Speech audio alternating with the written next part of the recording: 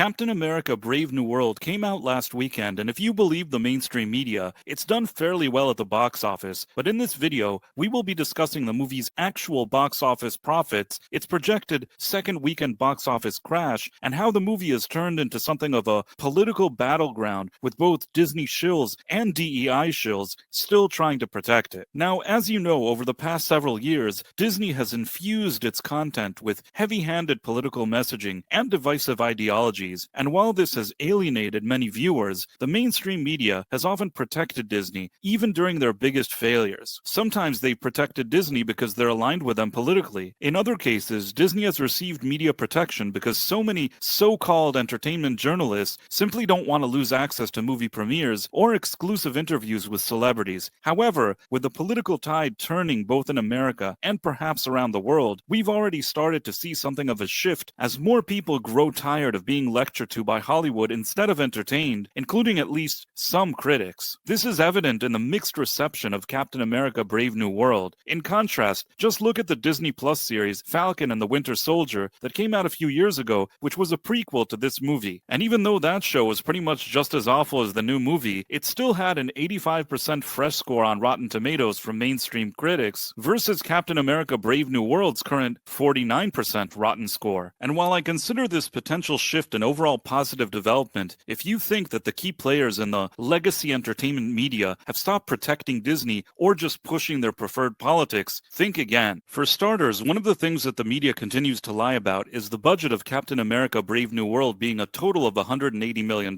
which would mean it would only have to make over $400 million worldwide in order to be considered profitable. And while maybe this spin could legitimately fool some everyday readers, anybody that understands how the entertainment industry works knows that between Captain America Brave New World's additional marketing budget and 2 rounds of heavy reshoots, the movie's overall budget is in fact actually closer to $500 million, which means that Captain America Brave New World would actually need to make around $1.25 billion in the worldwide box office sales just to break even, because the studio actually doesn't get to keep all the profit from ticket sales as it splits it with theaters and distributors. And given its worldwide opening weekend of $192 million and its poor word of mouth, it's pretty clear that this movie will never make the kind of money it needs to break even, especially when looking at all the real money that was spent on it. In fact, Captain America Brave New World's second weekend is expected to see such a significant box office drop that it will surely cement its status as a certified flop based on the real numbers. And for those skeptics that think Disney isn't capable of fudging its own numbers to the press, look no further than movies like Rise of Skywalker and Doctor Strange 2, which for years reported about half of their actual budgets in order to conceal losses. But beyond Disney and their usual access media shills, interestingly, now we're seeing some DEI journalist shills step into the fold as well, looking to give their own spin on why Captain America Brave New World is actually a success, which is how we ended up with the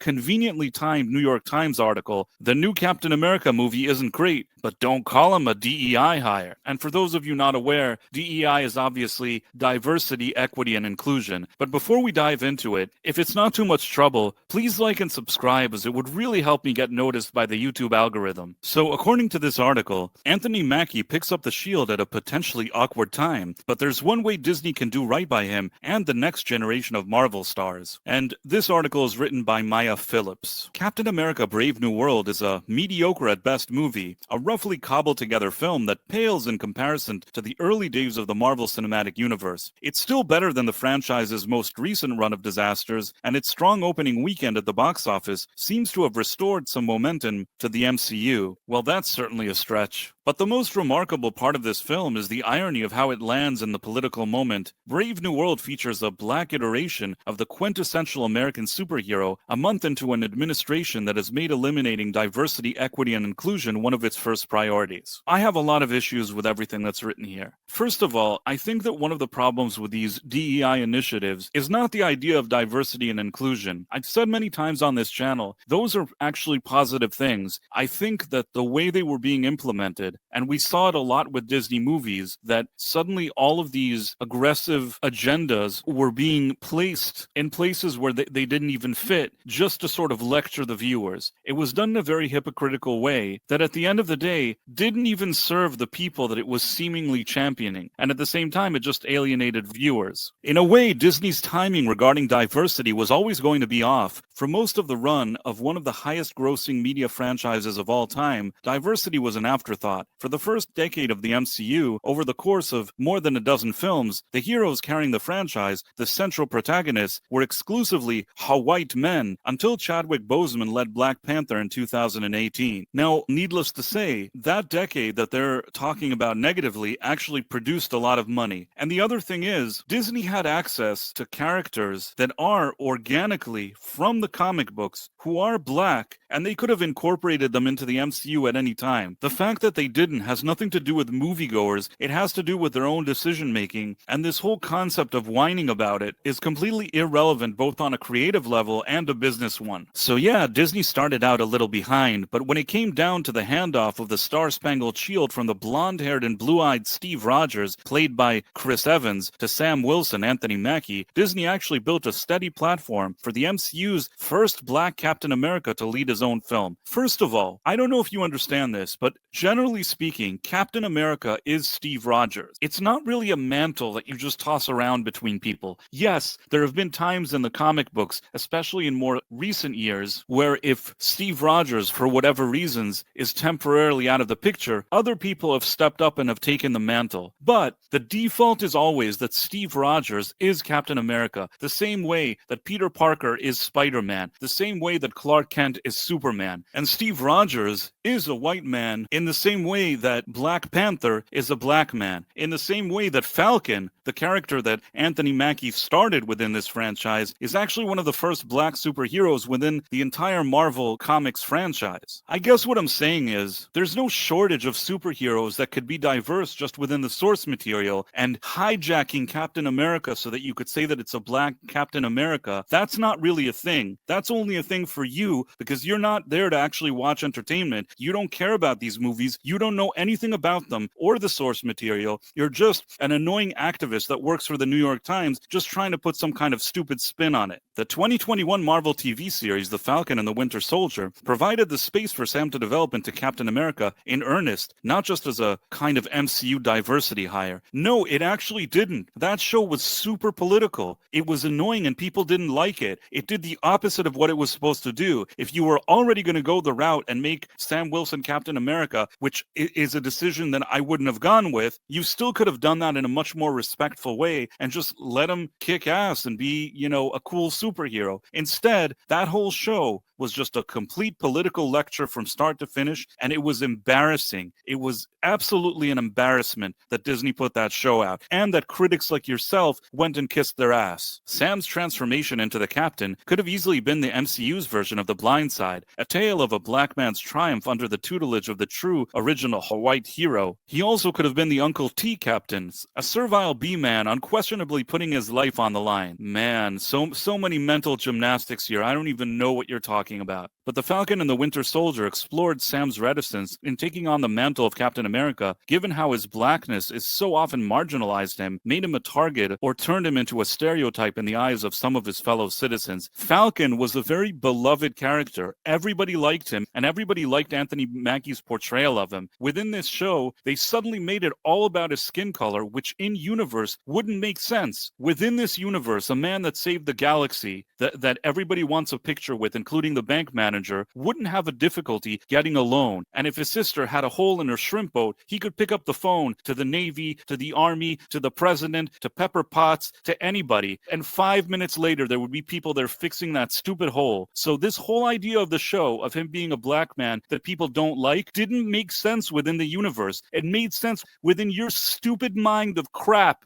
That's where it made sense, not within the MCU. The show also introduced a black super soldier named Isaiah Bradley, who received the super serum like Steve Rogers, but Isaiah never became a lauded hero like Steve did. He was made a prisoner and a science project, jailed and experimented on for 30 years. He's a reminder to Sam of what can happen as a black man in America, no matter his standing, his strength, or his title. Yeah, that character was super annoying and it made the show even more political, which was unnecessary because nobody was asking for that. This history and these crucial issues don't magically disappear when Sam gets his own film. Isaiah reappears in Brave New World to reinforce this plot. He expresses his distrust of the government and warns Sam not to become a puppet for the president to use for his whims. In the movie, Isaiah is framed for an attack on the president, and a throng of police officers chase him across White House grounds and eventually imprison him. Isaiah is slated for execution, yet again he serves as a reminder that even a black superhero's experience is still a black man's experience. All of this is just crap. It doesn't help anybody. You know how you do real diversity? You just have a guy that's on screen kicking ass, and if he happens to be black,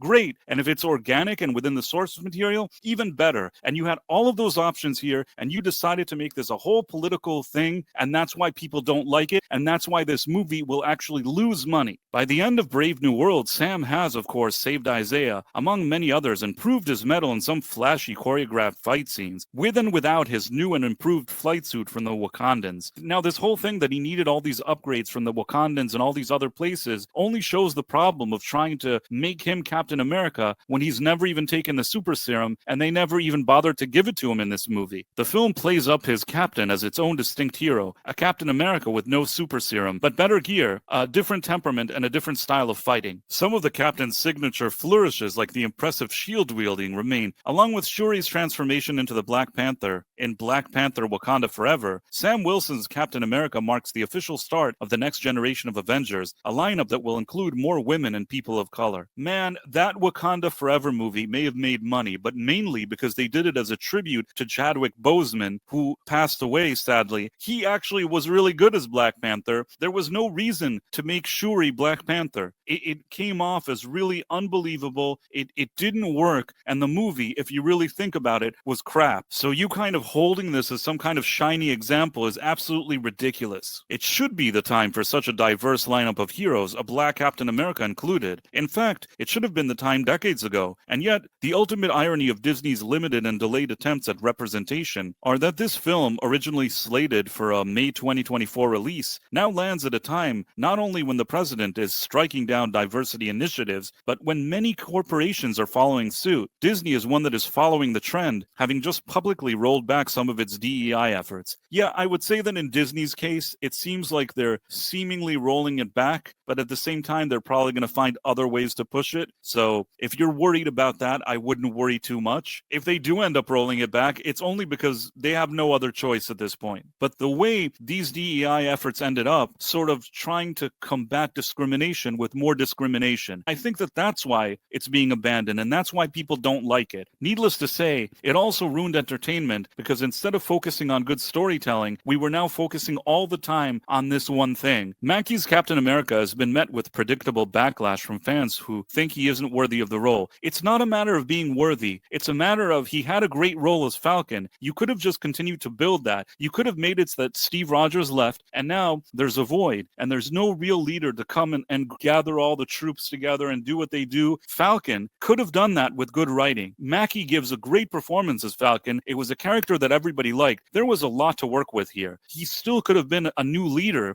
taking on more of a leadership role, and he still could have been him. And everybody would have been fine with that. To make him Captain America and put on shows and movies that keep talking about the color of his skin and all these other kind of propaganda things, people don't like that. That's not how you achieve the diversity you claim to be championing. That's not how you do it. Though one weekend of receipts isn't conclusive, it's been apparent for the last several years that Marvel fans are ready for something new, and the best way for Disney to successfully usher fans through this next iteration is not by trying to predict which way the political winds will blow, but providing well-written, fully developed characters of all backgrounds with all the nuances and burdens and histories that come with them. This is just a bunch of crap. This shouldn't be too difficult or political an ask. Disney has shown itself capable, just not always willing. This just seems like a whiny article with a bunch of nonsense, and more importantly, it's written by somebody that doesn't actually understand the material. This is just a pro-DEI article that they've just somehow applied to whatever is going on with Captain America, using arguments that anybody that understands anything about the franchise, the comics, the characters, knows that this is just complete gaslighting. But not surprising from the mainstream media, especially not surprising from the New York Times, I guess this is on brand. This is exactly the article that they would write. I can only hope that these days people take these type of articles less seriously, because there's so many independent sources out there that can give a much more objective picture. And if you enjoy what I do here on this channel, please make sure to like and subscribe, as it would really help my channel grow. Thanks for watching, my friends. Thank you, and good day.